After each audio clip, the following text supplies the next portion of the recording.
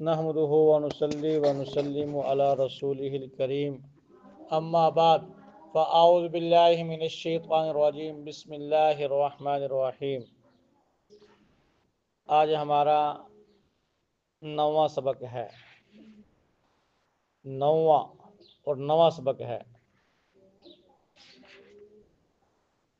مسجد میں داخل ہوتے وقت کون سی دعا پڑھی جائے گی؟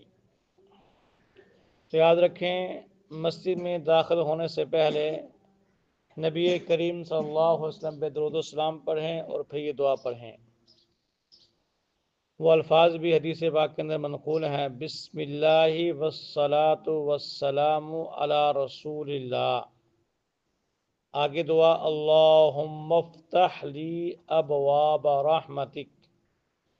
تو اکٹھے ایسے ہو گئے، بسم اللہ والصلاة والسلام علی رسول اللہ، اللہم افتح لی ابواب رحمتک۔